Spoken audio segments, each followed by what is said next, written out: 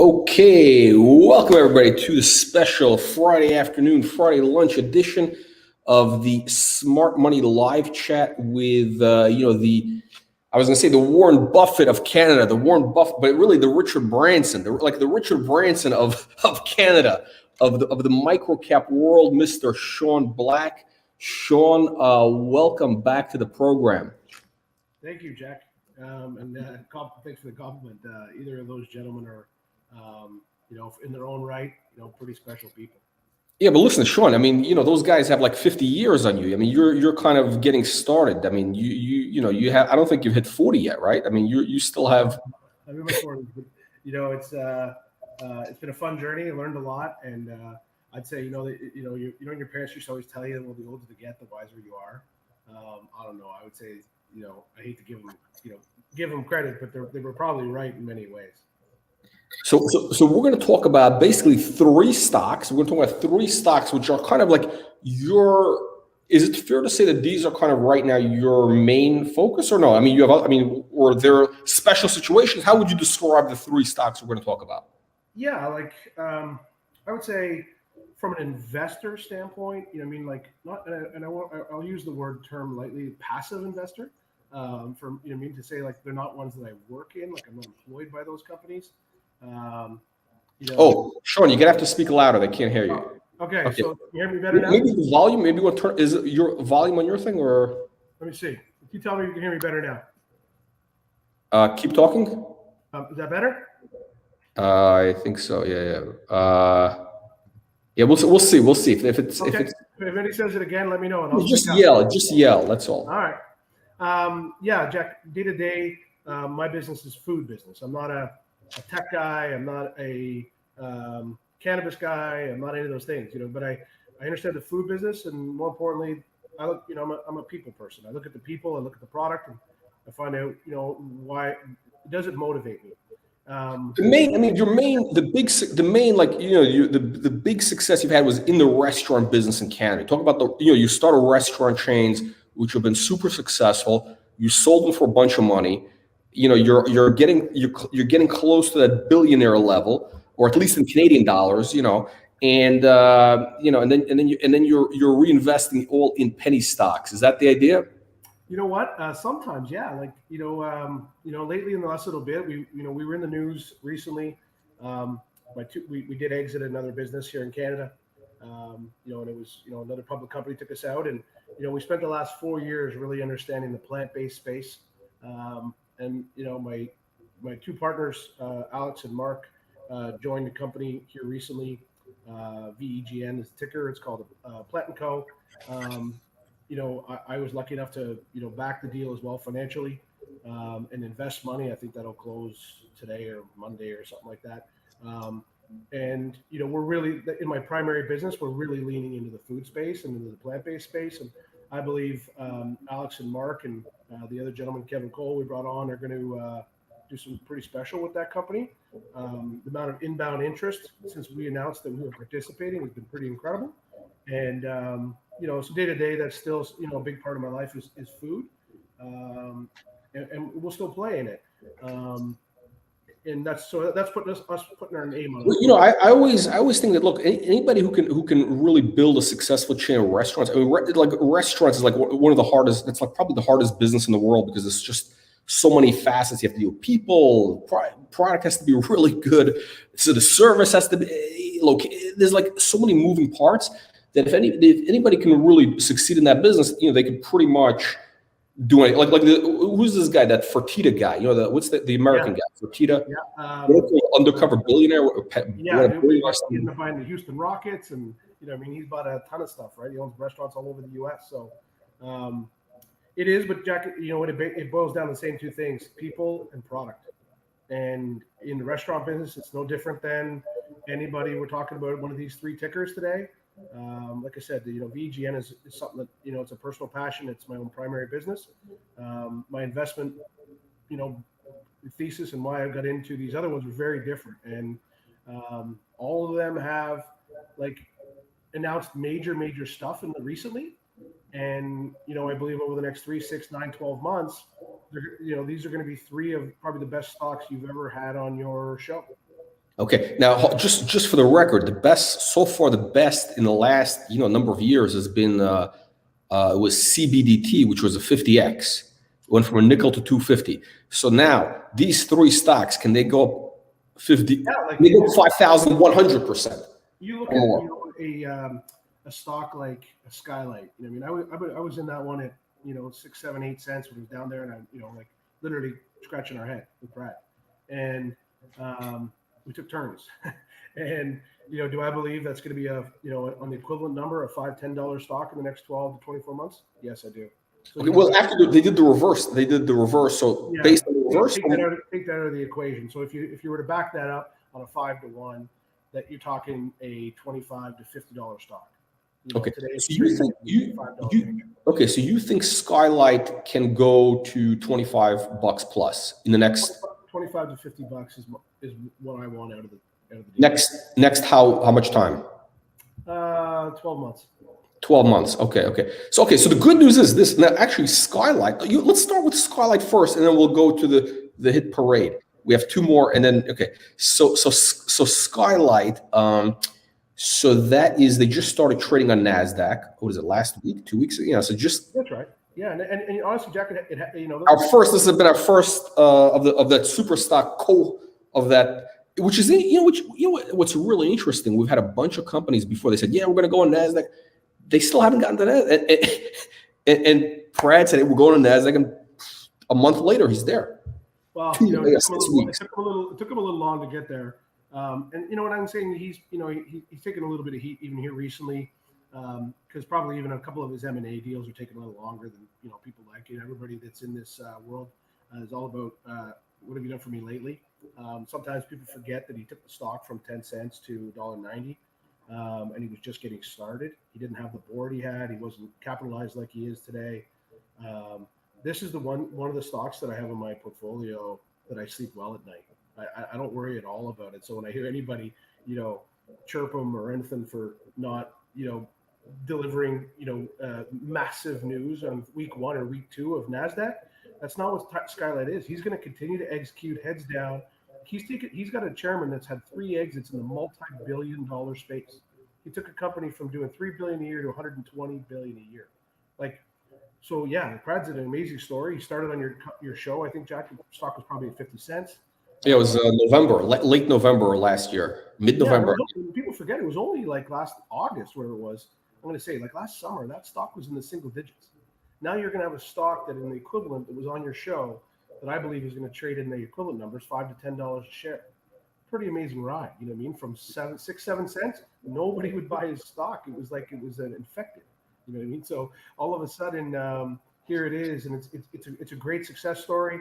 He definitely was able to reach a bigger audience on your with Wall Street, and I think it was great. You benefited from it, and so did he. That's the beauty of a business transaction. Yeah, no, it's definitely so now they're on so now they're on Nasdaq. They're kind of going to be going off the platform because they've graduated. Skylight has graduated, so they really kind of need to. They're going to be doing more of an institutional focus. I don't know if we're going to be seeing Pratt, because I think they want to do more of like that. Kind of the Oppenheimers, the Steve. Yeah, he's going to be spending his time he's going to be spending his time with analysts and bankers and stuff like that. And the best part is he's well capitalized today. I think he's going to have opportunities for non-dilutive capital now that he is on the NASDAQ, because bigger banks will come and attract you. I think he can do smart M&A. I think he's going to start moving his business into the value-based care and drive it exponentially. He's not in the same league of the other guys yet today, because he's still in the show me phase. But if he does show that he can move into the value-based care, and when his comparables are at 14 billion and he's trading at 200 million, I'll bet on the horse all the time. And bet on the jockey in this situation. And with Brad, I think he's a great jockey. I think he's got great bench strength now, and I believe that ticker will be one that myself and my kids and my wife will be very happy to have in every one of our accounts. Okay, so everybody's still complaining that they can't hear you enough. You have to yell, basically. All right, let me speak up even louder. Okay. Yeah, so I love it. Skylight's a great one. It's a no sell for me. I'm going to hold that for 12, 24 months. Okay, so Skylight 12, 24 months, $25 plus target based on the new price. So it's roughly 5x from here. Yep. And of course, anybody who's interested, we still have the videos, they're up on YouTube on our website, Wall Street Reporter. I should give a quick plug for anybody that's not a subscriber yet. They should definitely subscribe to the channel if they want to make that 10x to 1,000x, millionx upside, and that type of thing. So, but Sean, I actually what I want to ask you is, if you had to kind of boil it down to like top 3 things. Everybody likes lists, top 5 things or whatever. If you want to say top 3, top 5, in your experience, what are the 3 things, or I'll let you come up with a number. What are the key things that any investor needs to look at first when they're looking at a stock in the penny stock world, in this like 5 cent to $1 type world? What are the most important things? How do you tell something which is a super stock from like a fugazi stock? I think I just my screen might have froze, Jack. Yeah, but we hear you. You can okay. keep talking. I think, Jack, a couple things. You got to look at the people, the management team, the structure, the board, and then you got to look at the product they have, and it doesn't have a reasonable chance of success, and can it be a leader in its category? Can it do something different? Can it disrupt? Do you have the ability to monetize it? And then the last thing that I look for is, do they have in this world that, a lot of the stickers that you have on here, is what is their access to capital? You know what I mean? Because if these guys don't have access to cash, they're gonna take on predatory deals. The bankers are gonna own them. You know what I mean? That stock will never get anywhere because they don't have the ammunition, to go to war. And it's a war out there on the street. You want to grow that stock, you want to grow your company, you need money. And most of these guys don't have access to money, don't want to put in their own capital, or don't have support, from their base to go get it when they need it. So basically, now it's interesting. Most of our companies kind of in the Wall Street Reporter universe, right? They're actually all pretty well cashed up. I mean, the liquidity, they got the liquidity, so they're able to raise capital. So what do you think? You think the liquidity is important? Like how, if you had to rank, let's say management, access to capital, which one is more, how would you give, like what kind of weighting would you give to each of those? Management is 50%. I would say the product is 25, and I'd say the capital is the other 25. Interesting. So that's pretty interesting. I never heard of that. Okay, so management of 50. Okay, I get that. Okay. You use 2 people at the start. Richard Branson. I'm pretty sure he wants to go into a different business. He's going to be pretty friggin' successful at it. He's going to be able then, because of the individual, he's going to be able to access capital. He's going to be able to access talent. He's going to pick a product that he believes in and can monetize it. Hold on, Sean, you're still frozen. What kind of connection do you have there in Canada? I mean, what is it? Aren't you guys spending a lot of money for the internet? I mean, like, I think what you may have to do is maybe log out, log back in. Yeah, sure, I'll do it right now. You're frozen. Okay, here we go. Okay, so don't go away. We're taking a technical intermission here while we get Sean back in here. And I'm going to ask him this question about Visby, which is one of Sean's newest investments. There we go. He's back. Sean. There we go. Okay, just talk aloud. By the way, anybody who's complaining about volume, turn up the volume on your YouTube or wherever you are, just on the little corner in the mic or your computer or whatever it is. Sure. Or just put your ear right to the computer. I hear you fine, Sean. I don't know, these people, got. All right. Well, you know what, Jack? So, I was saying that Richard Branson, as an example, I think, he, no matter what business he touches, I think he's got a reasonable chance of success. And I don't think he's going to do, he's going to bet on a terrible business. I'm not saying they're all going to be home runs, but I think he's got a better chance of success than the average guy. So I'll bet on the jockey all the time. Okay. So the product only 25%. I mean, you really like the product is not that important to you, basically. Like the initial business plan, or what's? Well, you know what? A great product in the wrong hands is doomed. You know what I mean? Like they'll never be able to monetize it. like in a way that it should have been done. So I don't think like like a horse can't win the race if they don't have a good jockey. Yeah. No, because we've seen, I mean, look, I mean, I've seen companies where they had like, I don't know, some goofy thing. Maybe it wasn't that great, but you had a CEO that, knows how to pivot, knows how to really seize those opportunities. And then they could also raise cap. And then all of a sudden they can make a transformative acquisition. Like, Look at Skylight. Skylight was yeah, down in the single digit ticker. You know what I mean? Like it was in the penny land.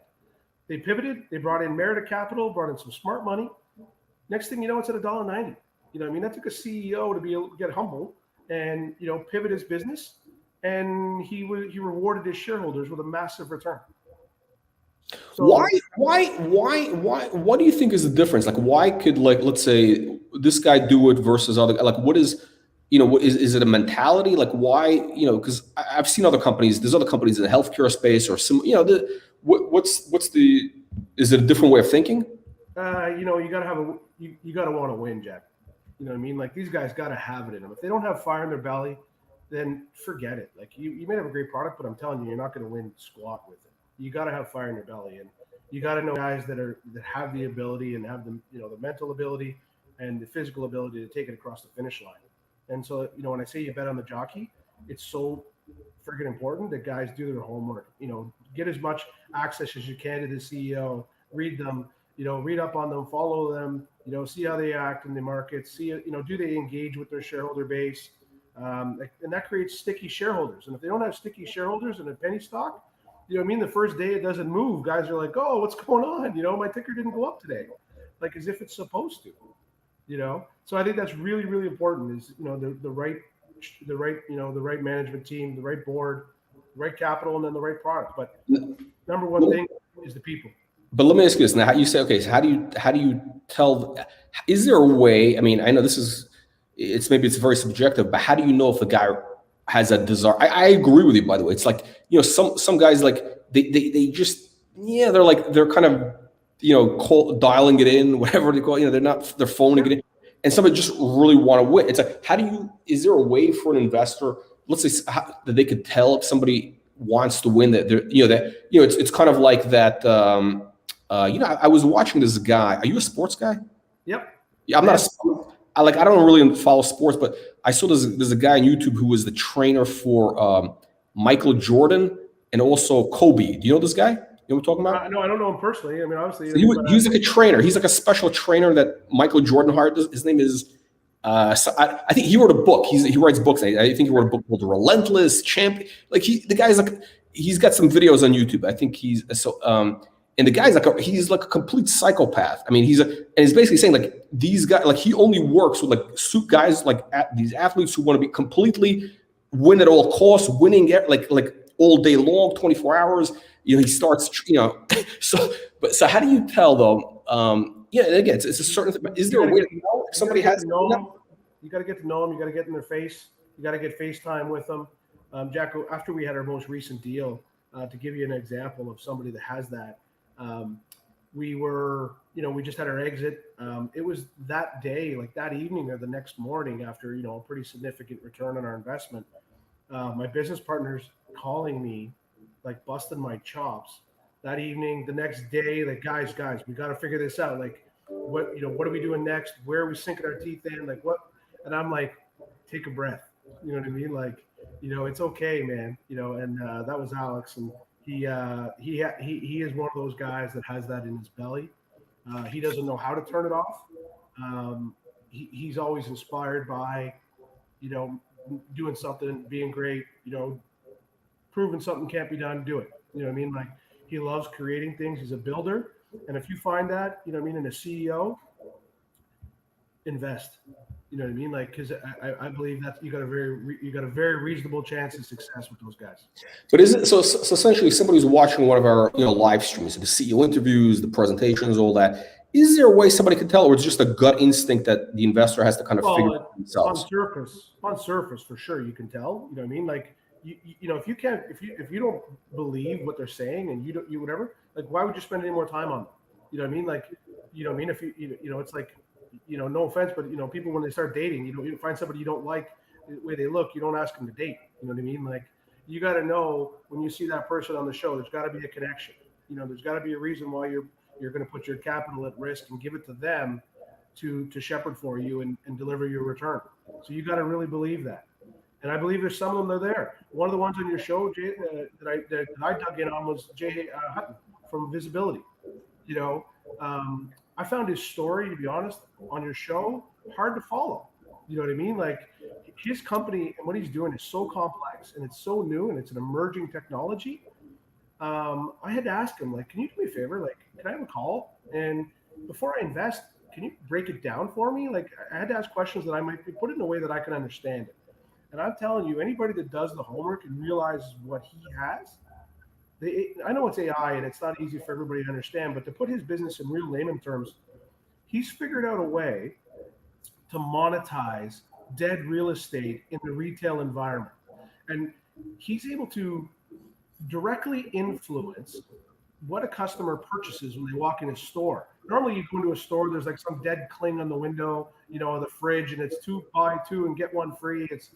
But right now he's going to be able to capture the data when every customer comes in, who they are, like how old they are, demographic, wise, all that kind of stuff. He's going to know what ad was on there, and in real time did it influence what they bought out of that fridge? Like, they'll know exactly what was removed out of that fridge. So it's not like you're putting up a billboard in the general vicinity of a store and advertising beer. You're going to be immediately, like, these big CPG companies and stuff. Can you imagine in 15 minutes you can give them data and say, what do we sell today in our stores? What ads were running at that exact moment, and did they work? You know what I mean? Like, did it create conversion? It's sort of like, in other words, like VSB. We're talking about VSB, and if anybody's not following, VSBY is the symbol on the CSC. VSBGF, over-the-counter visibility group. So basically, in other words, I think somebody kind of put it in a nutshell, like, they're the Google Analytics for the physical world. Like, anybody who's ever advertised, anybody, which a lot of people do, what made Google that, I guess are they a $1 trillion company, or Facebook? I mean, Facebook, Google, what made them so successful is the ability, to basically know who is watching the ad, to serve, but most importantly, to serve the right ad to the right person, to the person who's most likely to buy. And also Amazon. Amazon is, they're big. They're making a ton of money in advertising. Nobody even knows about this, but Amazon, I think they generate like 20 billion in ad revenues. And this is just ads on their website. So, if you're looking to buy, I don't know, like luggage, right? You want to buy luggage, you're looking at luggage because you're shopping, right? You're shopping. So all of a sudden, they're able to serve up ads right there in front of you. Hey, do you want to buy Samsonite? Do you want to buy, I don't know. Exactly. Chelsea, whatever. And that's because you're at the point of sale. And that's what Visby is doing. Is the guy's in front of the cooler, the beer cooler. Yeah, he's ready to buy. So that's the point where Budweiser or Corona or Guinness. And more importantly, Jack, what they're going to be able to do, like, is if that ad didn't lead to conversion and they didn't buy something right there. Yeah. Then they're going to be able to switch the ad and be like, oh, our ad isn't resonating with the guest. I don't have to wait 3 months to change the billboard. I change it in minutes. And then next thing you know, you're rotating and, seasonal, like, it's so cheap. It's not like ripping down paper off the billboard and doing it that way. Like that. It's a real time. It's all, and depending on the weather, depending on they could really drill down to, like, basically like Google. So, like, on a Thursday night, they can, advertise. I don't know. And also, so the other thing is, talk about how the thing works. It's the AI that basically looks at who's in front of the passing thing, male, female, age. So and then they know who's buying their product, right? Because it's not just like, oh, Circle K bought a whole bunch of my product and that's great. And normally, wait 4 to 6 months to get that data back from them and understand it? No, Jay is going to have that info immediately. He's going to know, hey, you were running these ads and you sold a lot of this product, or you know what, your product's not selling. The ad you're running sucks. Change it. You know what I mean? Like, that's worth gold to these guys. So then on top of the product, the conversion, he's then going to be able to, like, the real estate that's there, like, for the operators of those businesses too. Like, that's a lot of money, that cooler space. So, he just did a deal. Like, the stock's trading down a little bit right now. I think people are reloading from the private placement, selling some shares off, going back in, getting a free warrant in the deal. But as soon as this thing closes around, I'm going to say 28th, 29th, something like that, I think the stock's going to go up dramatically. Like, he just did deals with some of the biggest companies in the world. You're talking Intel. You're talking like JCI. Like, this is incredible what he's doing. The fact that he's even trading here is actually kind of funny, because his numbers, and he's in the process right now of rolling out like 5,000 retail stores. 5,000. Like, it's in 4 countries. Like, it's unbelievable. And remember, you do your first deal with AB InBev. What happens when the AB InBev, CEO walks in and sees that he's going to be all happy and proud? But what happens when the Pepsi guy CEO walks in, or the Coke CEO walks in and says, "Whoa, what's up with that fridge? Like, why don't we have that?" This environment is, you don't think the next beer guy is going to walk in and say, "Wait a second, look at that fridge is drawing me over there. I'm going to go in there and get that. I want that real-time data." So guaranteed, you watch over the next 3 to 6 months, the follow-up deals that he's going to announce, in my opinion, because it's going to be a Me Too thing. Like, other guys are going to want to be like, "Whoa, 1 second." Like, it's so competitive in that retail environment. They're going to want their share. So I think this is just the start of what he's going to layer on as far as further business. But it's still, he's laying on like potentially like 50,000 stores. Like, his revenue is going to go through the roof over the next 12 months. That's a stock that I was like, I called him and said, "Jay, can I please participate in your private placement?" And he's like, "Absolutely, Sean. I'm happy to have you in. I'll give you some allocation." And I said, "I'm already a shareholder, but this deal, like, it was a gift." I believe he got shorted down a little bit. So for investors buying here, once people really get this story, understand what he's at, it's gold. Yeah, no, so it's interesting. It's because you found, I mean, you kind of knew about the Viz before. It was kind of like on your radar, and then you were watching, I guess, randomly watching one of our live streams, and you were like, "Oh, okay." Yeah, because I thought I'd missed it. It was that, when I was like 12 cents, I think the warrants were at 17 cents with pre-IPO, and I missed it. And then I went up to $1, and I was like, "Oh, forget it. Like, I'm not chasing this thing." Like, and then all of a sudden it came back down, and I was like, "Oh, it's getting down to the 50, 60 cent range." All of a sudden it went under. So I said, "You know what? I'm going to pick up the phone and ask Jay, see if the CEO will take my call." So he did, and I was like, "I got to understand this. Like, everything I've always heard is you're very real. Like, why is your stock down?" And then I started digging more, and I started buying stock because I believed what he was saying was true. I believed he was going to deliver major business over the next 12, 24 months, but it required some patience. So I was like, okay. So I think I started buying it around 45 cents. I participated materially in this last PP that they just did. And I believe this stock, like, if it's not a $3 to $5 stock, I mean, in the next, I'm going to say 12, 18 months, I'd be shocked. Like, it should be a very material win. And at some point, somebody's going to want to buy this guy, because the data he's going to control is going to be unbelievable. Yeah, so I think that what's interesting is, so basically, so their model is, essentially it's a SaaS model, right? So they're making, I don't know, let's say between $500, a couple $100 to a couple $1,000 per retail location, depending on, how many screens, because it's not just coolers, it's all of the other stuff. There's the security aspect, which we haven't really talked about that much, but so in other words, they're going to have 5,000 stores in Latin America with this Modelo group, right? I think in Mexico, other places. But the deal is up to 50,000 over the next 4 years. I think it's 4 years. But that's only one. That's only one retail chain. Do you know how many retail chains there are? It's a math. There's I mean, you know about retail, right? There's how many 7-Elevens? How many 7-Elevens are there? Just Circle K, think about it, globally. You know what I mean? So he's just starting. You don't partner up with an Intel and an AB InBev. You're playing with real guys here. Westrock, the sign company. He's got. Right. They can flip a switch and say, "We're adding you into another 100,000 stores overnight." Sensormatic. Yeah. I mean, JCI. Look at JCI. JCI is massive. You know what I mean? These guys are. So I don't think people. I don't know if people don't believe it or see it, but they're going to see it because his numbers are going to go through the roof. So the numbers don't lie, and. Those contracts, as soon as he went and signed definitive agreements, the fact that it didn't fly, I was laughing. I literally called him and I was like, "Start buying more of this stock. This is crazy." So, he's got definitive deals in his hands. He's cashed up now. He's laughing. he's going to be in a great situation in 6 to 12 months. And I'll be happy that I discovered him on your show.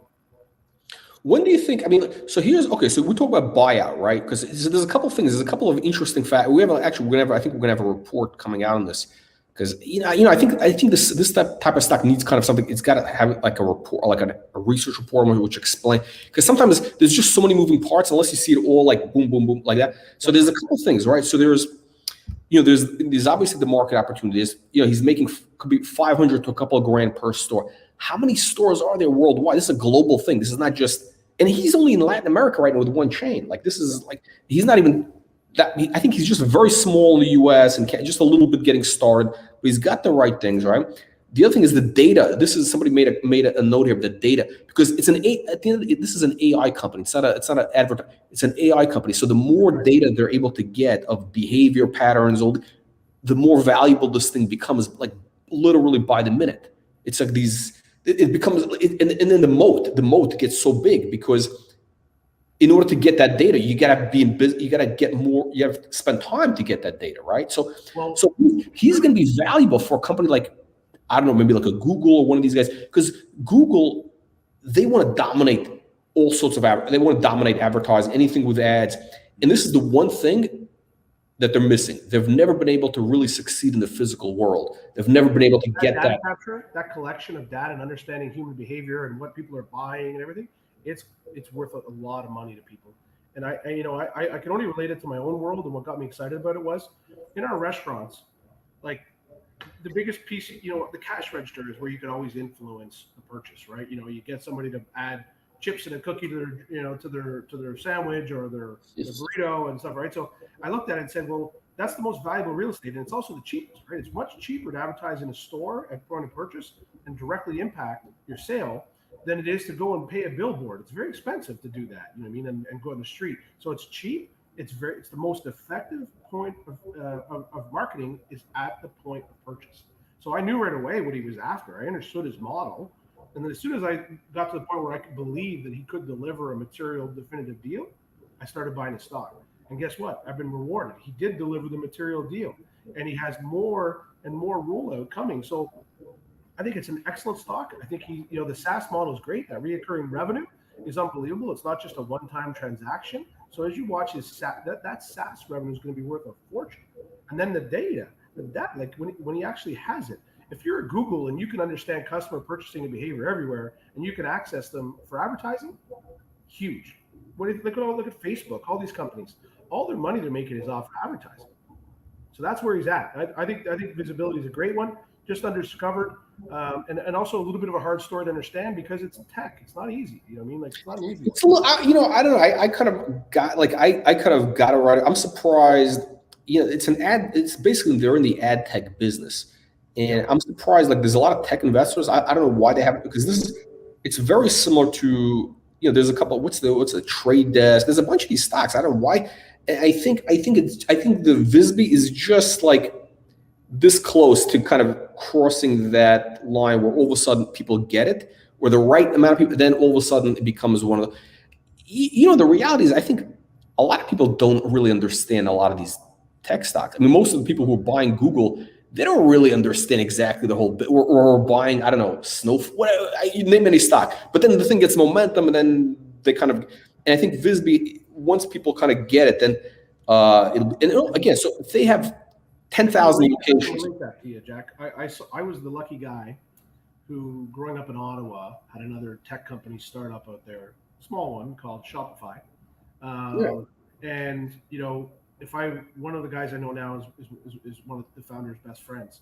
And if I knew back then what I know now, I wouldn't have sold a significant chunk of stock at $39.99. I thought I made a killing when I bought it at 30, sold it at $39.99. And I was like, wow, I think back then, honestly, I made about 40 grand on it. I was like, wow, that was a great trade. But I made the mistake. I traded. I didn't invest. That stock today that I had would be worth about $7.5 million, something like that, if I would have bought it. So instead of walking away with, $7.5 million, I walked away with 40 grand. Yeah, that's a real life learning lesson, that I don't sell certain things. Like I might trade, out a bit of a position, but I'll keep a core position on something like that. So that's why I bought visibility. That's why I wanted to be in part of it. These companies like this with a SaaS model, stickiness, technology in the stores that I know from a retail environment is worth a fortune. That's why I buy the stock. And again, we keep the buyout potential for like a Google, any of these big players. Massive. Once these guys have a network, once they have 10,000 stores, 20, they don't even have to get to the full thing. They just have to show traction and that they're on the right pace. Proof of concept. I don't see any reason why like a Google wouldn't pay like, I don't know, $2 billion. Well, I mean, how much is it worth to own the largest in-store retail network in the world? You don't think Google would want to be in business with AB InBev and JCI and like some of these companies around the world? Absolutely, they would.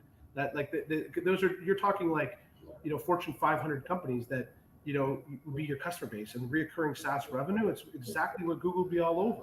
So I believe they're a prime target over the next 12, 24 months to be taken out for a massive amount of money. So I believe Jay's going to deliver the rest of this year, and I'm really thankful I was able to participate in the investment. So that was the second one that it's been on your show that I loved. Okay, now we're going to get to the the one that everybody's waiting for, the stock that everybody's waiting. This is the potential 100-bagger from here. I mean, this one is still early. This is interesting. You know what? It's not early in the story. The new stock, the number 3 stock we're talking about today, right? Yeah, Tetra Biopharma is a real, I call it a passion project for me, because I believe in the CEO and his science. He's excellent at science, and a chief regulatory officer, he's one of the best out there.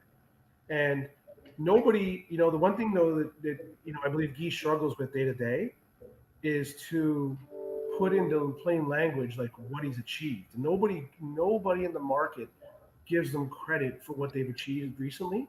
Some of the stuff that it's been in the recent news, I'm shocked the stock price hasn't gone through the roof. Like what they've achieved, and if anybody was to dig a little deeper and understand what's been out there, they would move this thing a lot higher. And it's been great. They've had some other things too lately. Like I always say, like if they don't get me results as an investor, I lean on them a little bit, and I push back. And you know what? They've made some great changes. They've updated, a couple of the people on the board. They've made some board changes.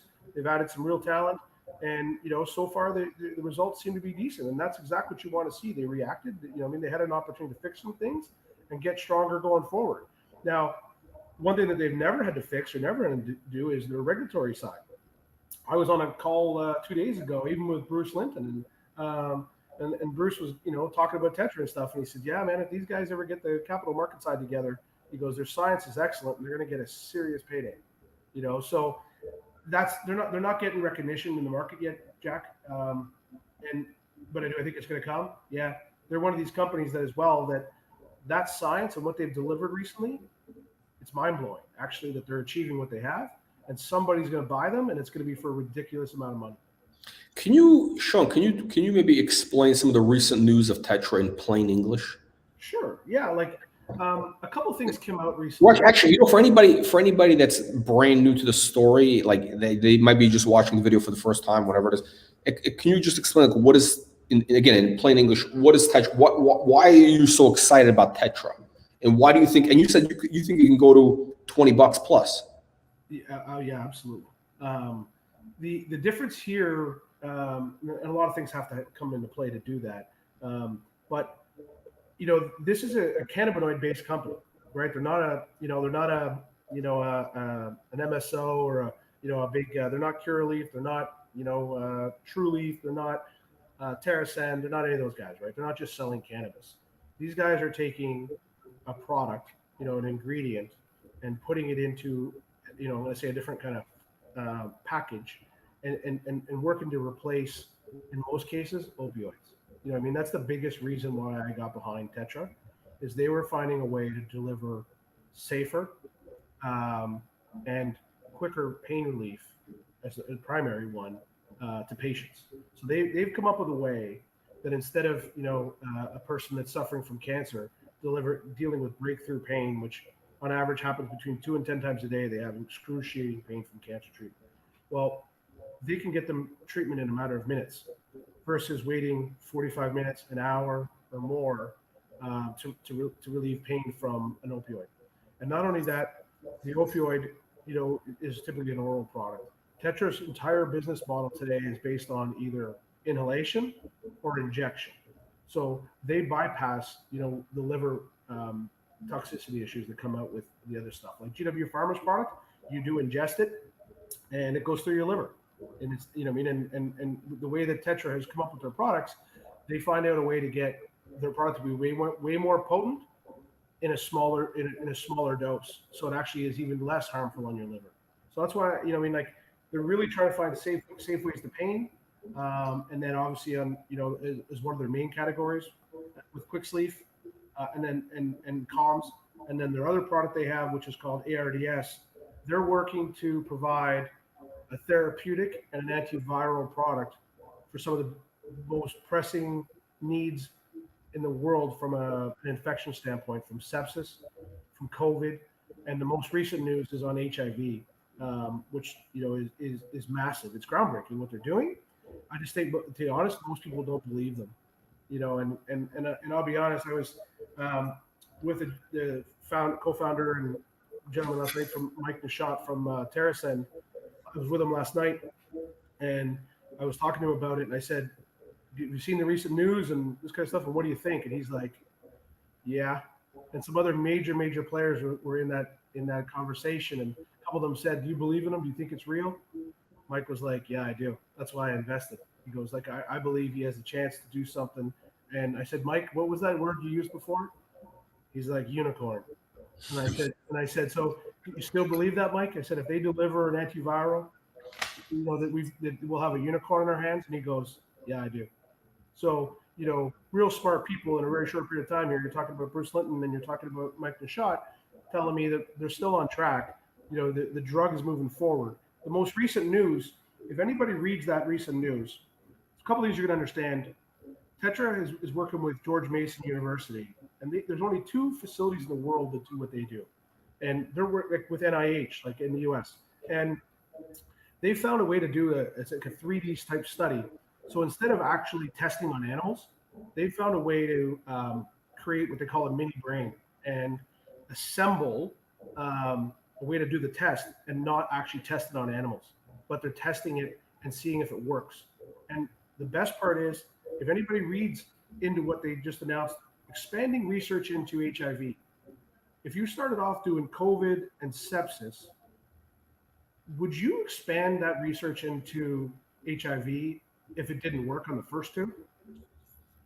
No.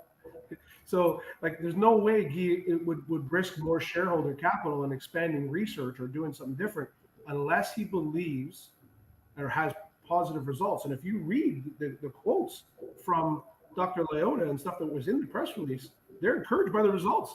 They basically said it. So it's unbelievable that they're working on a multi-billion-dollar drug, getting promising results from George Mason and NIH, and the stock's trading at, I don't know, 33, 34 cents. It's actually pretty funny.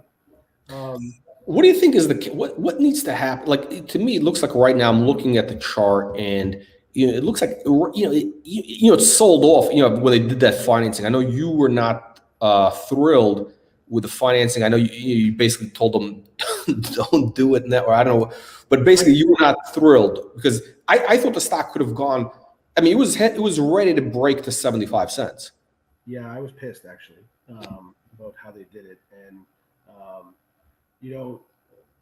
so at some point in time, they will catch up. That's why I'm happy they brought in some new board members and the pieces. Like, their expertise on the capital market side at some point in time, I think, will catch up to become a sidecar to their drug development side because they're excellent at it.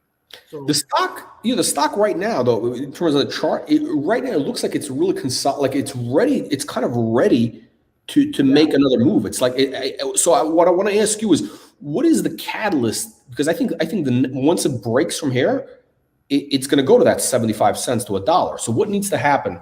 What do you think are the catalysts to get it? I think a couple of things. I think if you read back in a couple of those pieces they had, and you understand what they just figured out, you know what I mean? And I'm going to go back to it in a couple of things here, like a CNS drug, central nervous system.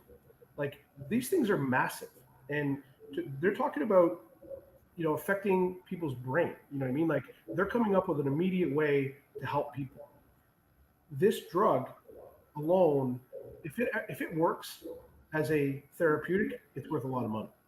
If it works as a antiviral, and if you read some of those pieces and some of those quotes, and I wrote a couple of them down, um, like when someone like Dr. Leota comes out, or one of the major pieces, and says the results are promising, and we're expanding our research, like it's pretty big. But delivering, the pain relief to the brain, right, which is what Tetra does, they're going to validate this very shortly. In my opinion, the next piece we're going to see on a catalyst is, because of those results, and if people go back and read the press release from the last couple of weeks, and they're going to say, wow, if this is really so good, I'm going to look to see Tetra advance and step on the gas on the trial and bring in people quicker. So first thing on the Reborn trial for pain, they're already in that trial. This is the only pain trial that I know of right now in the United States that's in a phase 2. They're going to be able to demonstrate here shortly and give evidence that there's a medical benefit to cannabis.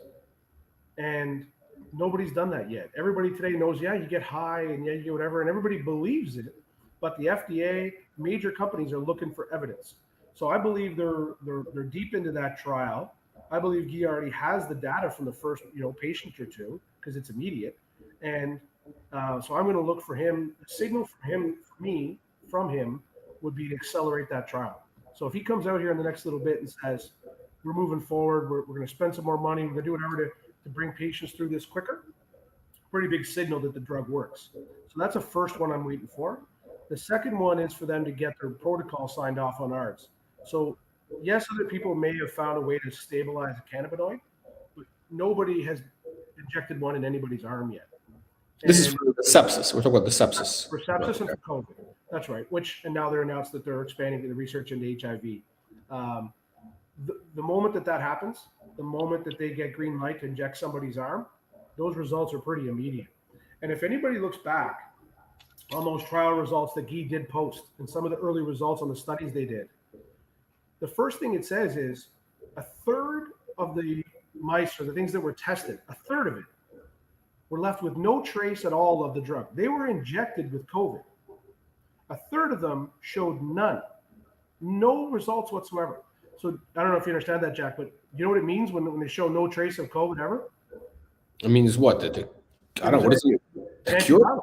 It's an antiviral. It's antiviral. Okay. That's when it stopped. It stopped the disease immediately, or the infection immediately in their blood. Immediately. A third of them stopped. Another third of them reduced the results. And the graph that Guy posted, this is public information, it showed that another third of them felt immediate benefit. And then another fraction of them had less results. But it immediately left zero trace of COVID in their system. None.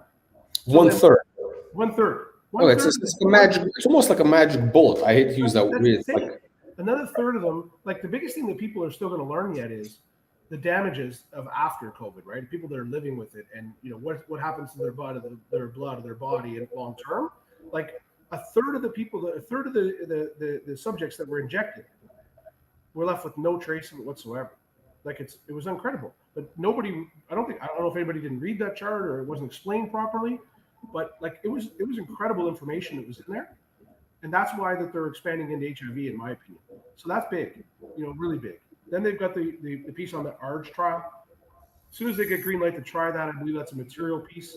And then the last piece that I think is going to be big for them is getting their first major DIN number in Canada, which I think will be in Q3, and allow them to start going into sales. And I know it says on there it's like 80 million or something of that is the addressable market, but that's only to assume that drug is the Reduvo is used for the one specific indication. It can be used off label for multiple indications, just like Advil, right? It might have been for headaches, but it can be used for 15 different things. So that's what's coming short term.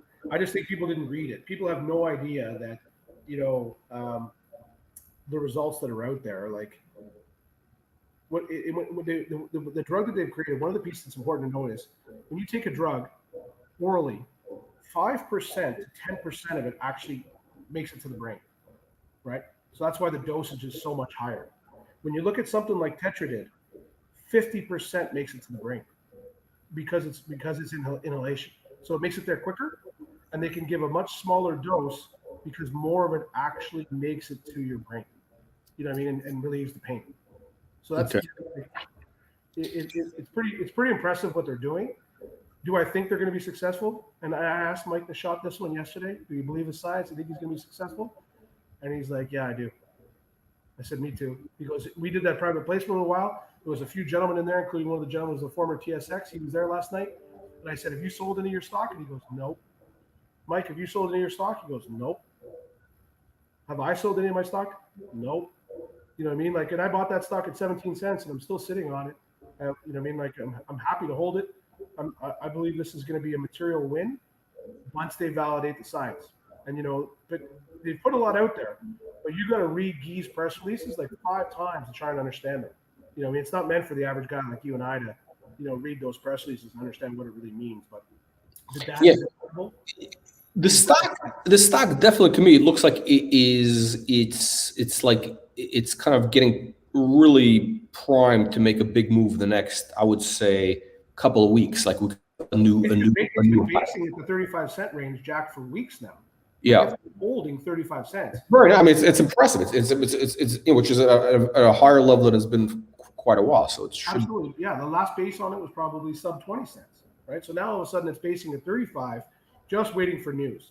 And like I'm going to say, you know, like if Guy is able to come out and back up what Targeted put out there, and now Targeted and George Mason have put it in the public domain, my guess is now he comes out with a press release here in the next week or two, and he backs up what they found, and he explains it to the shareholders in English, like how big of a holy crap moment that was, what he just found in the United States. People just when he explains to people what they just discovered on Tetra's behalf, it's going to be incredible, because some of those drugs are Tetra's drugs that they're testing and they're working on.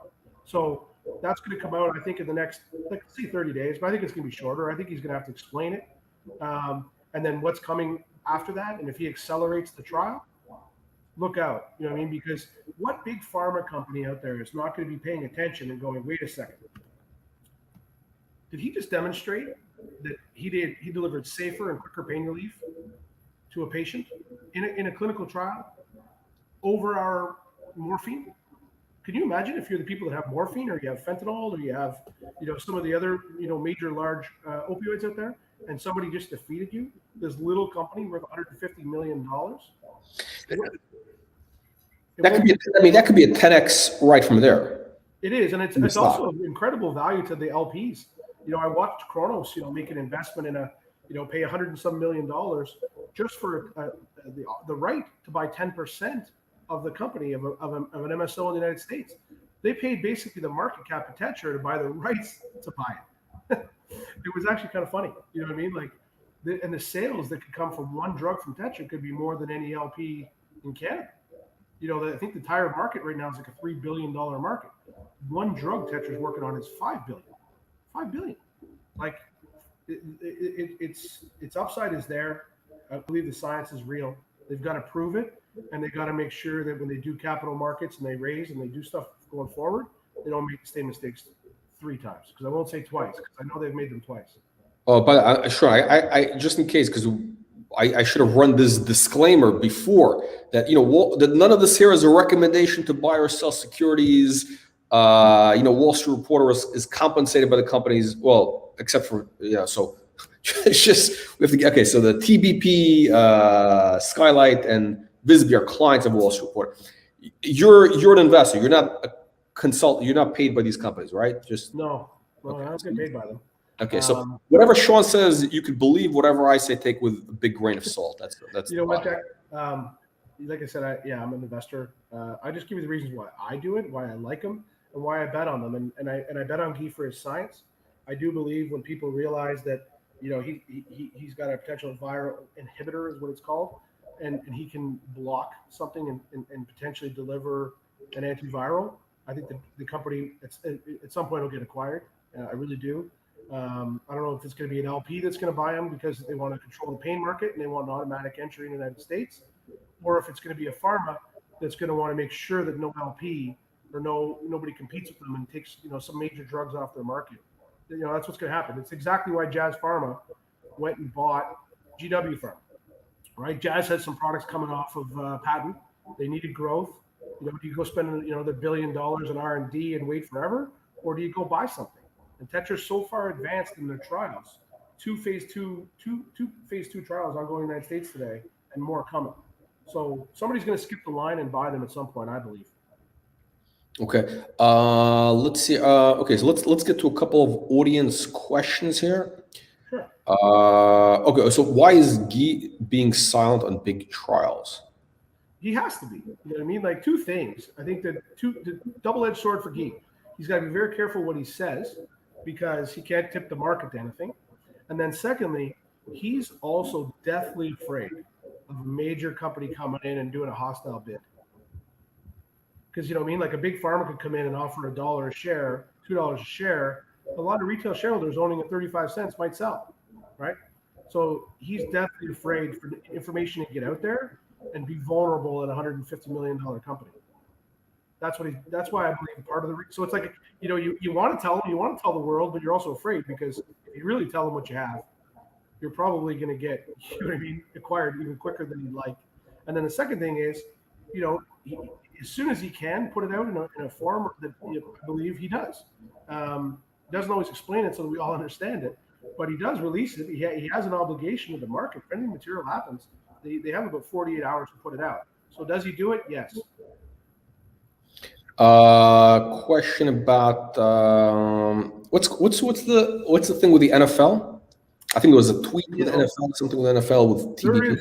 There's a major piece here. Like even the NFL now, they've been under so much pressure to address pain for their players. And it's not even for most of the players. Like there's some players that post career, like that's a brutal, violent sport day to day, right? Like, you got guys that are 200, 300, 400 pounds, pounding on each other and for day in and day out. And some of these guys, like the bones in their joints after, during and after would be incredible. So again, the core business of Tetra, providing safe, quick, like effective pain relief. And in this exact situation, the trial that they're doing, yes, they're working on it for cancer, but tell me if it works to relieve pain from cancer, do you not think it's going to work to relieve pain from sore shoulder, sore elbow, sore back? Of course it is. So the NFL is starting to address it now and going to open it up for to work with some companies and show that cannabis has a medical benefit and cannabis can help with pain. Who's the one company out there today working on pain trials in the United States? So I screamed from the rooftops right away. And I was like, whoa, like why, like NFL, hello, you want evidence-based trials. Here's Tetra with them. So do I think there's a great opportunity for the NFL to work with Tetra? Yes. And obviously, could you imagine like a company the size of Tetra getting the support the NFL and for sure this is the NFLPA pushing this because the players are looking for relief. They don't want to take opioids. Read some of the stories of some of the retired players and how they got addicted and ruined their lives. It's a real story. They can't sit under the carpet anymore. They got to find other alternatives to pain relief. So Tetra is sitting in a perfect spot to be able to run parallel and show them the data and the research they have. So, it'd be literally, in my opinion, irresponsible from somebody at the NFL not to look at it. They owe it to their players. Those players make them a fortune. So you know what? They got to look under every corner of the world to find out if there is a safer way to treat the players. So I think there's a real opportunity here for Tetra to work with the NFL and share their evidence-based research. Okay, so we got a couple questions about other stocks. I don't know if you know. This is just, Michael. Do you know Relay? Do you follow that stock? Sure, you don't know about that. No. I had somebody else asking about. I saw PKK. Do you have any opinion on that? Fintech play. Some of the guys I know they're in it. They're going to be uplisted to the Nasdaq. Some guys love it. Revenue's growing. Looks a decent company. You know what I mean? But I'm not an investor in it. I'm in a couple other fintech plays, but that's not one that I'm in. Okay. And then we got a question about we have Remy. Remy wants to know about your plant-based. Now you talked about it a little before. Yeah. Okay. Do you want to give it a plug here? No. I think you know what.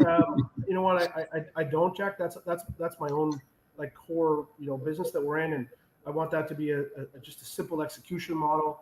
Every time we've ever built a business, we've built it from the ground up, and we sold it for a lot of money. I believe the guys will do the exact same thing with Plant and Go.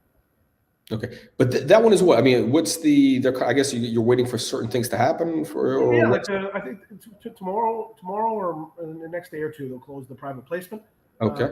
I would assume. I know I've sent my money in and transferred the funds, so that'll and then let the team execute. They're going to grow organically and inorganically.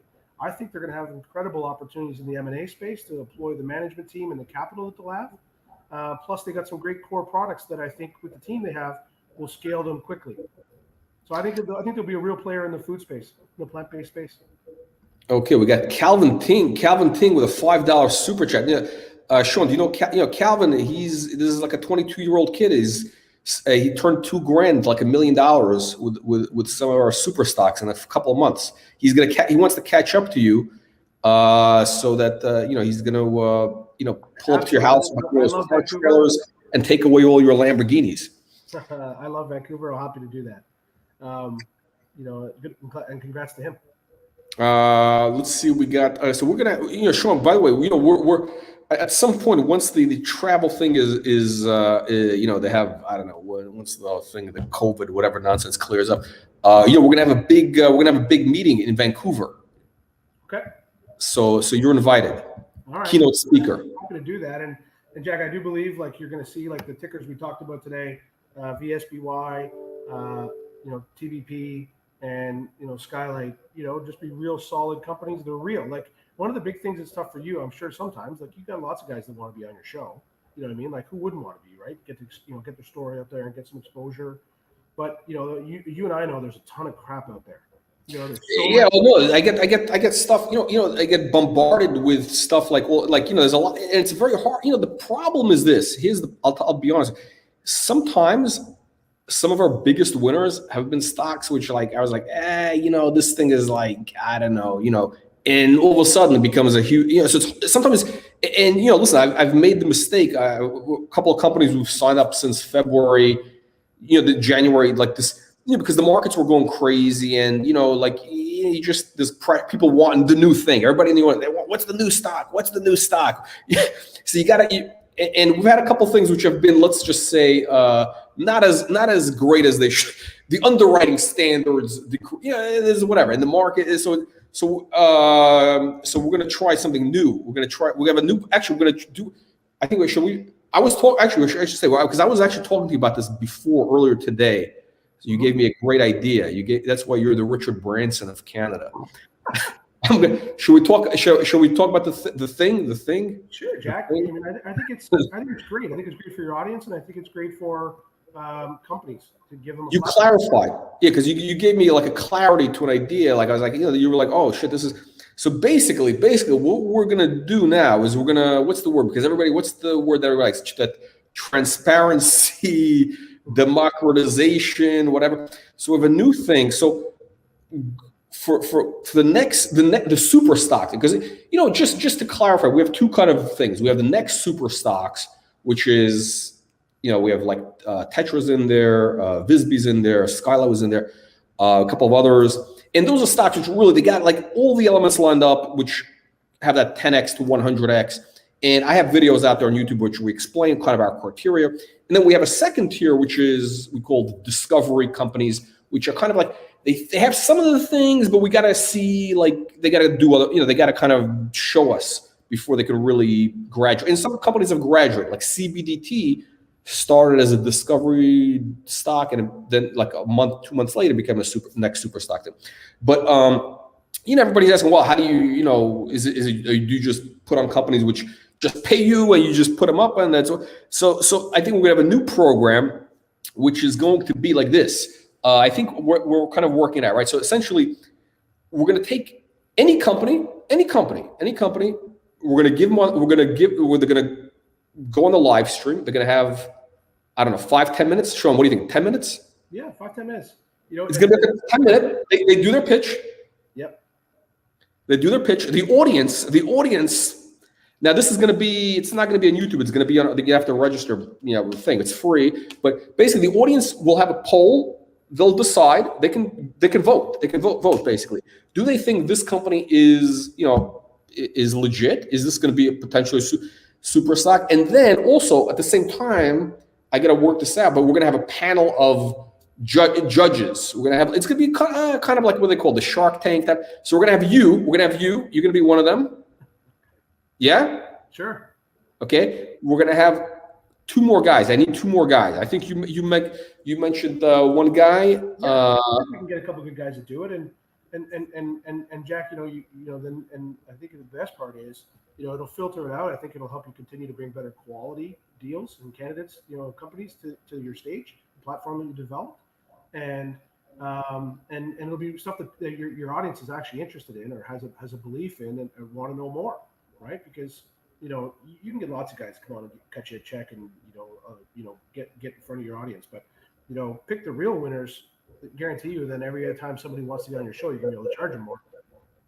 Yeah, I mean, and the thing is this, right? So really, like at the end of the day, right? Like I don't want to work with 1,000 companies. I mean, like right now, I actually want to cut down the number of companies that we're really like promoting, if that's the word, because look, at the end of the day, it's a handful of companies that are really, those are the big winners. Everything else is just like, it's a kind of a waste of time in a way, right? But at the same time, I like novelty. I want to see new stuff, and people want to see new stuff, right? So we're gonna have this thing where like maybe we'll do like I don't know, once a month we'll have like a 2-hour spot or a thing, and we'll have companies back to back, 5-minute, 10-minute presentations. We'll have the audience participate, and then we'll have you and a couple of guys asking like hard questions, like no bullshit questions. It's gonna be like real, like if the company's, if you think the company's a scam, Sean, if you think the company's a scam, are you gonna say that this company's a scam? Live. Yeah, I would tell you, don't touch it. Like if you'll know in the first 5-10 minutes, and if the guy doesn't resonate with you and he's not for real, just hit the kill button, move on. Speed dating. I'm gonna have a gong. We're gonna have a little gong. By the way, we actually did this type of format like years back, like before they had the short. It was like it was live. It was like a live event. We had like you had companies get up on do a presentation with like 3 guys. I had like a VC guy, a money manager. It was like a mutual fund guy. So like I'm gonna have you. And I want to have like another. I'm looking for. This is why we're announcing now. We're looking to add some other smart investor, like a professional investor, and also a smart retail investor. I want to like have a retail guy because I want to get perspective and basically, but they have to be very candid, to say live, is this company, do they think the company is good or not? Or they think it's, if the company's a piece of shit, they should say it. They should, so that's, maybe we'll get Calvin. Calvin is going to, it's not always easy, like to hear the truth sometimes from your retail base or from shareholders. But you know what? It'll give some of those guys, like if their pitch sucks and they're ever like, might as well hear it, and go back and fix it, and then give yourself a chance of success. Yeah, and also I think we would give them like feedback, because you could basically say, look, let's say, I don't know, companies let's look at the themes, the big themes right now. There's, in Canada, these things are all like, everybody's either they're all plant-based or they're psychedelics, this or they're this. So if a guy goes on and says, hey, we're like, whatever, we're talking about the plant-based thing. There's 1,000 of these companies, right? Yeah. And I it's funny. I haven't had any. Find the real ones. Like just I haven't. Cannabis space, Jack. There was a ton of guys that came out. All those guys, like LPs everywhere. And at the end of the day, one of my buddies who's very successful and very, very wealthy told me, he goes, Sean, just like the tech boom, he goes, at the end of it, there was still Apple. There was still a few of these guys that came out of this and created generational companies. He goes, so the companies that came out of the LP space, there will be some generational companies that will come out of that. And I would equate that to the same with the plant-based space. There's going to be some real winners here, but there's going to be some dogs too. Like I looked at some of these deals, and since we sold, and I probably see 2-3 deals a day come across my desk. Most of them are junk, you know what I mean? And you're just like, get out of here, you know what I mean? Like, no way, but when you find a real one, that's the one you lean in on. And, and then, like I said, the 3 tickers, I believe Tetra is going to deliver something that is going to, potentially change the game in the pain and opioid world. I think what Prad's doing, is a great story with Skylight. You know what I mean? In You know, it's interesting. Like you have now, like these themes. Now you have a bunch of companies in Canada are doing the healthcare thing. There's like a bunch of there's some junk out there too. yeah. Like guys with their P&L, and you look at it, and you look at their management team, you're like, no way in heck. And some of them honestly are really good. But I've looked at a couple deals recently, and funny, I had a couple concerns about a couple of them early on, and it's exactly the way it was. They overpriced the deal. The CEO sucks in front of the camera. You know what I mean? He has no personality. And then after they're like, well, this guy's more of a lawyer, or this guy's more of this and whatever. And I'm like, well, tell him to stay on being a lawyer then. He sucks. Like nobody's going to invest in that guy.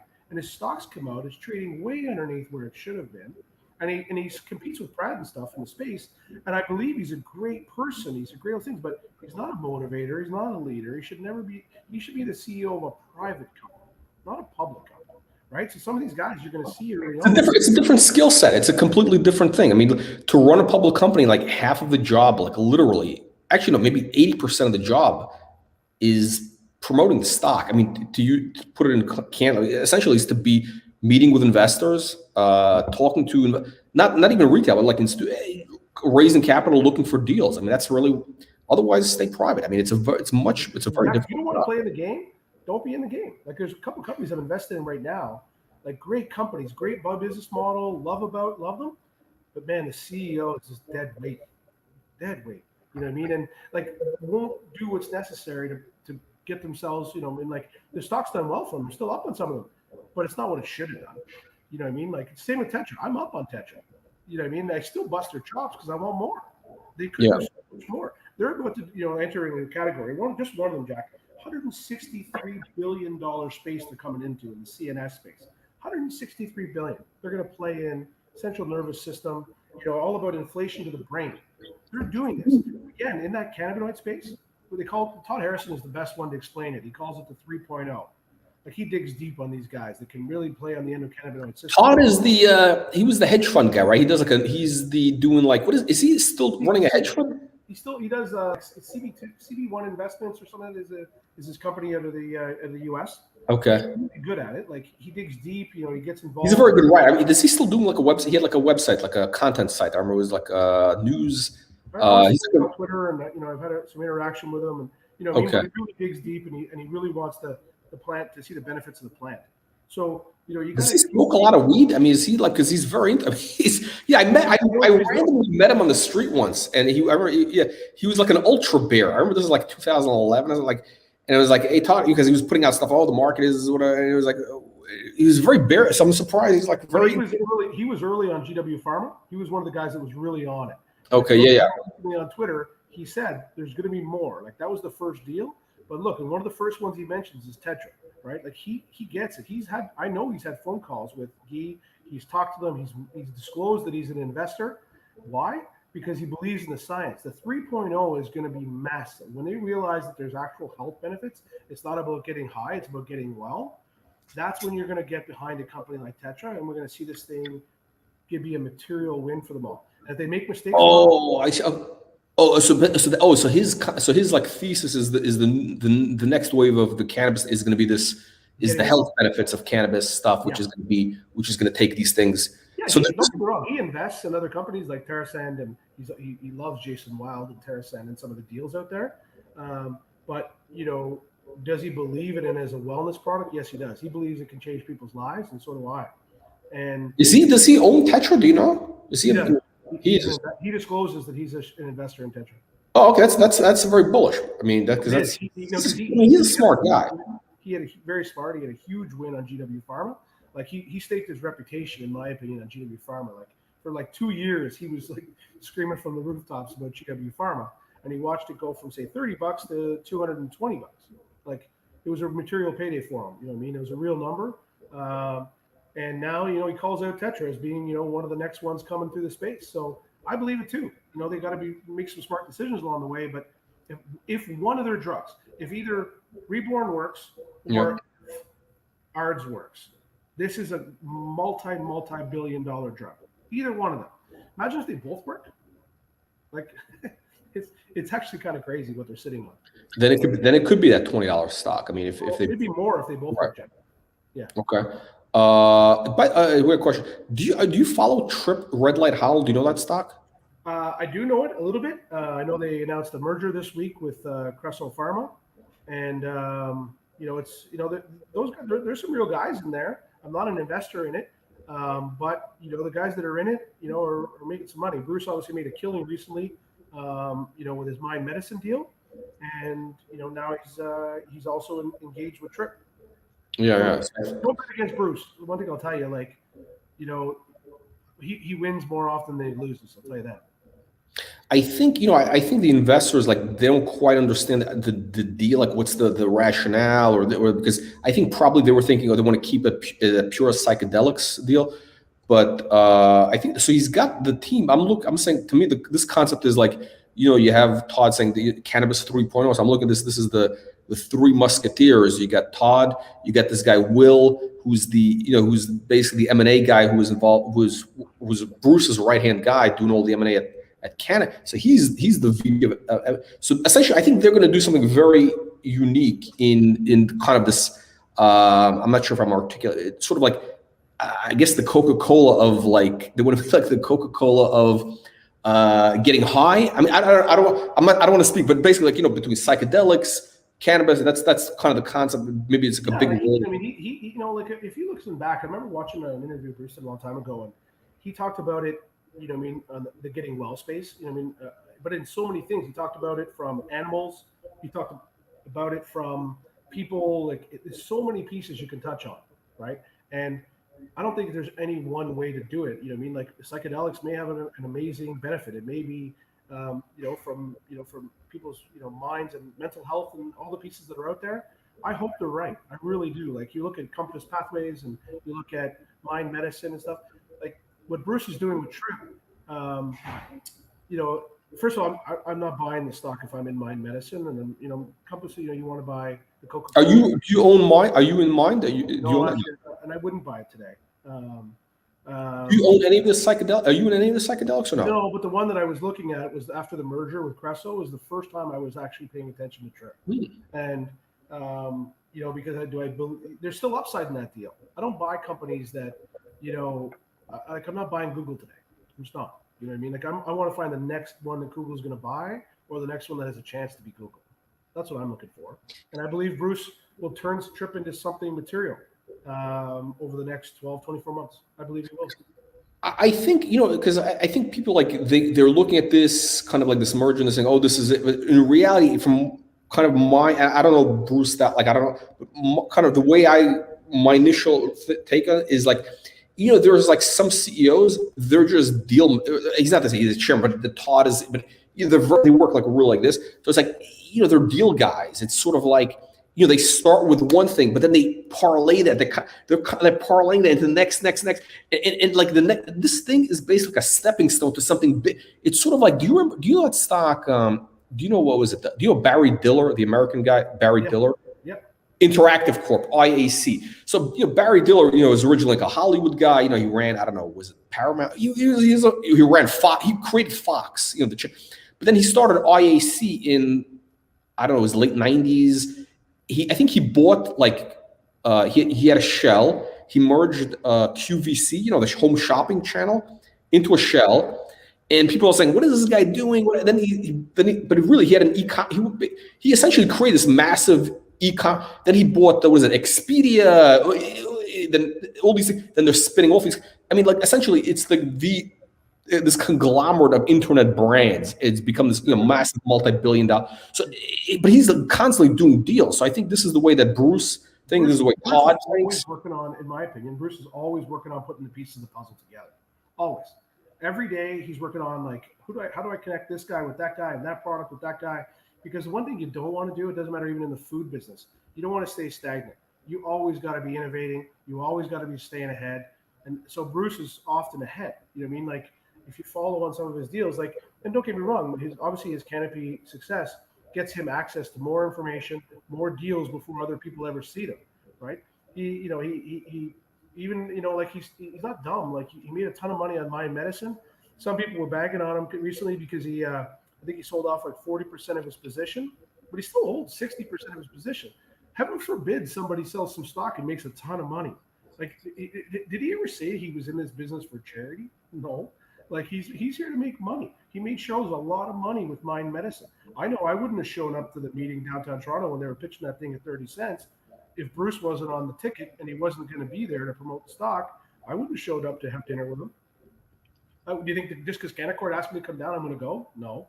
I wanted to hear what he had to say. Why, why should people invest in Mind Medicine at 30 cents? That's why I was there. So you know what?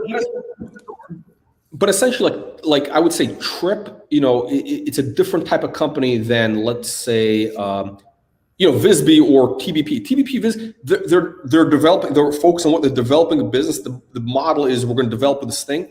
Whereas Trip and certain companies like that, essentially you're betting on the team who are going to transform this into, you're betting on their ability to make, great deals and create value. So you're not really betting on, and there's going to be this is going to be this product. It's what they're going to turn it into.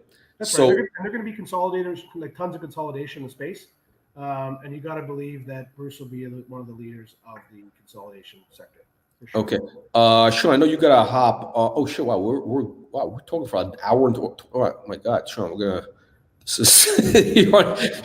hang on. We got a last question. I think we'll just, TBP. Okay. I think this guy was saying TBP is, I guess he's saying they're in a trading range, which I would agree. But actually I'll do a chart thing later, like Sunday night.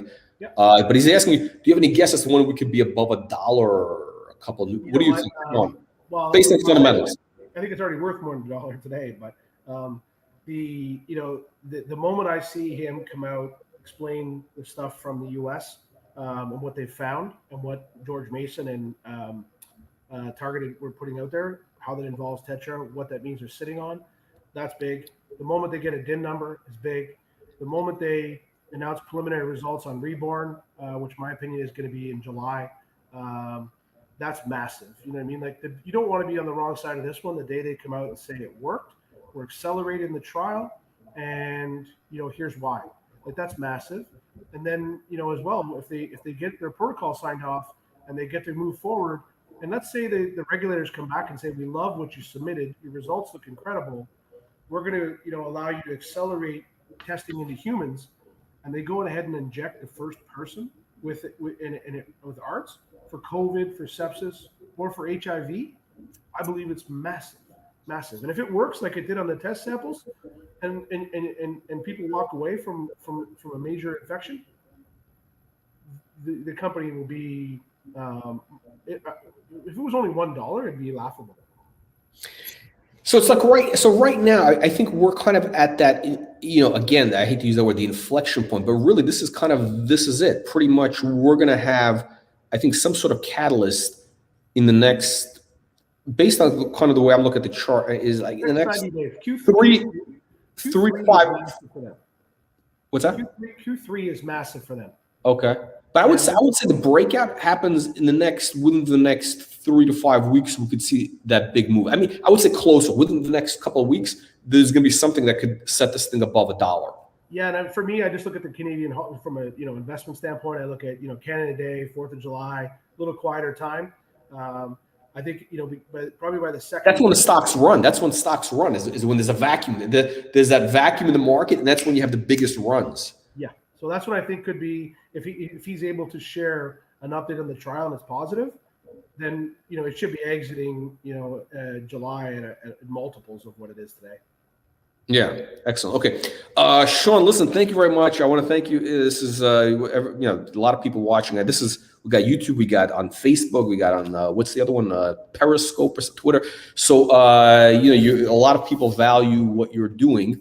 To explain these stories in plain English, you do it in a very unique, singular way to articulate these stories. So these companies should be hiring you. I don't know what they have me. Jack, to be honest, I don't think they can afford you though. I don't think they can afford you at this point. No, the only thing that they have to do for me is give me access to the CEO, let me get to understand him and see if he's real, and give me an opportunity to participate in investment. I won't accept payment. I won't promote these companies no matter what they offer me. I don't need the money, in that kind of form. And I'd rather have the respect and of fellow shareholders and invest alongside them than I would them paying my bills. Excellent. I'll find another way to do it. Fantastic. Sean, thank you again. We'll catch up with you on the, it's going to be on the, maybe we'll have you on the next, on that, the show, the Gong Show. No The problem. Thanks for your time, Jack. baby unicorn stocks, and we're looking for some panel. We're going to have like a, and Jack, if you find one and they move, are you going to be the good guy? You're going to be the good guy or the bad guy? I'm going to be the real guy. The real guy. And I'll tell you, if I like one of them and they're on the show, I'd be happy to invest in them as well. So live? Would you do it live? Yeah, I'll do it live. And if they say that, and if it checks out, I'll happy to become an investor in the company. Hold on a second. So if we have a company presenting, right? So 11 a.m. 12. Let's say 12 noon, right? The guy's on at 12:05. He's doing his thing. You're asking me your question. Now, we're not going to give you the names of the companies beforehand. It's going to be like a surprise. Yeah. So you have no due diligence. Would you? Yeah, I don't. Mm-hmm. You would take a flyer right then and there? Sure. Okay, so the guy's on at 12:10.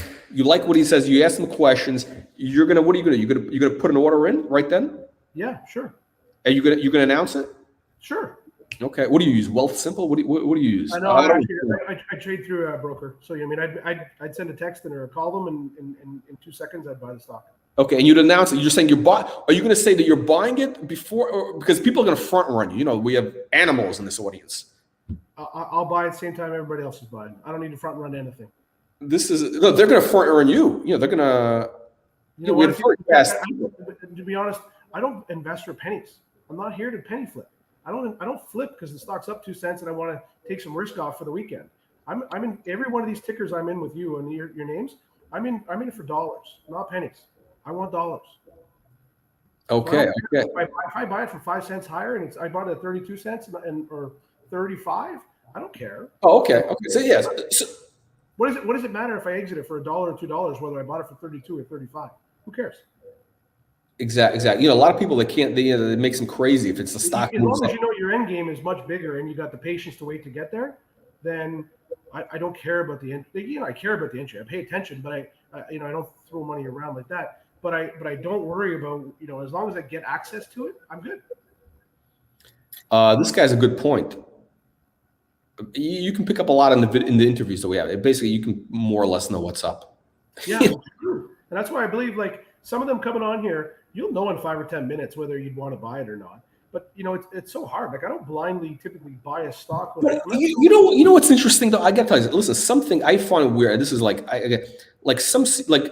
with some CEOs, I've noticed, I would thought, I think the thing is a little wacky, whatever. But they have a weird with investors, they have a weird trance, and the company, or some guys that could be really great, and they don't get enough. It's so weird though. With Visby hasn't caught on like it should have. It's I don't know. It's weird. Some of these guys are so freaking smart. Honestly, it's true. I believe Jay is, when it comes to what he's doing in AI and pieces of that, he's an incredibly smart guy. He is an incredibly smart guy, right? But it's so smart, and what's up in Guy's head, it's not easy to translate that into English so that a guy like me can understand it. Because I don't understand half the stuff he does when he speaks his own language. But if he breaks it down for me, and I get a chance to ask questions, I'll get the story. I'll understand what he's at. But I'm telling you, day to day, and the same with Jay. I have to tell Jay, slow down. Talk to me in English. Break it down and put it in a way that I can understand it. And then when he does, and then I understand what he's after and why that information is so valuable, I call my broker and I buy the stock. Okay, so the format of the thing is going to be we're going to have a bunch of companies on.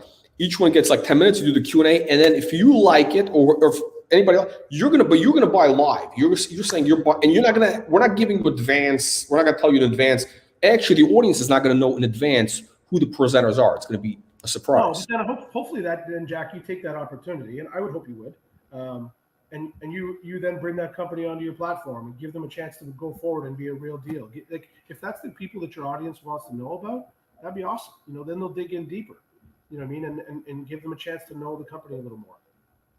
Excellent. Okay. Sean, thank you again. Sorry I kept you longer with multiple questions, 50 questions exactly. Thank you, everybody, for watching. We'll see you all in the next live stream.